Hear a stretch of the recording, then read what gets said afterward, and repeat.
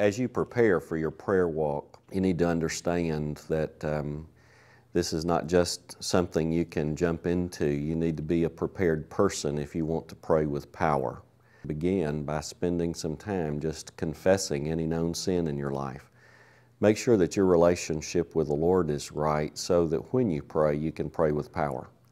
We ought to be very, very focused on seeking to be God's people, whatever part He has for us, to reach that city as God will direct us.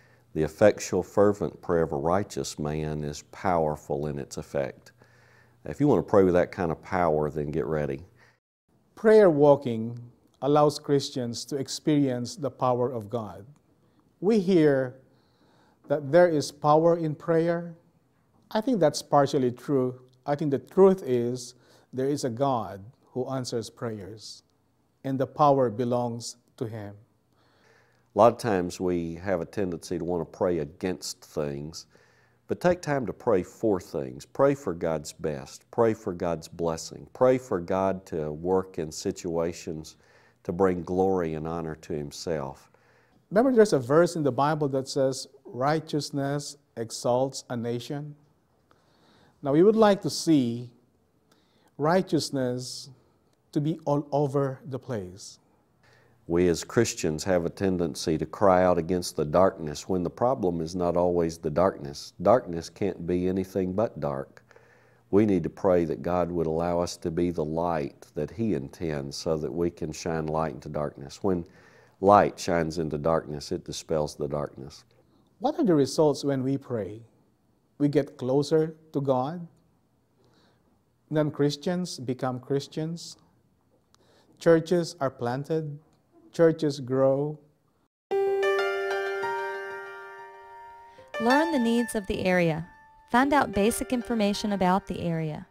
Research what has already been prayed for, what needs to be reinforced, and what new needs have been discovered. Pray for marriages. Pray for families. Pray for businesses. Pray for leaders. Pray for government officials. Pray for organizations. Pray that God's will would be done in the hearts and lives of people. Pray for the community. What kind of stores are in that area?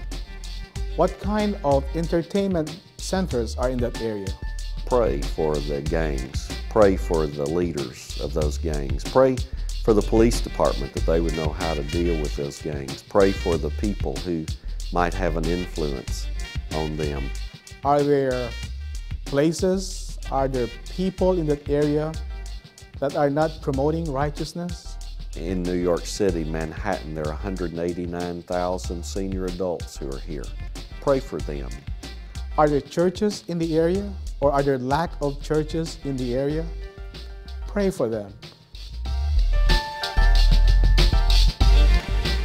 I think it starts with getting a team of people together who have a real heart for that particular community, and then match up and make prayer walking fun.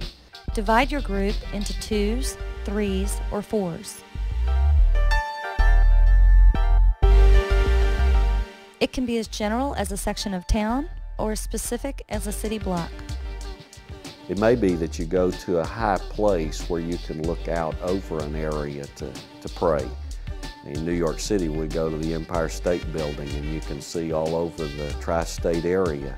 It can give you fresh insights about ways to pray as you look at the broad expanse and see things from a different perspective. Take the subway, take the bus. I mean, the subway is a great place to pray walk. Ride the subway, look at the people, pray for them. Determine how long the prayer walk will last. This allows the teams to meet back as a whole and discuss what they experienced, what needs they discovered, and even what results they saw.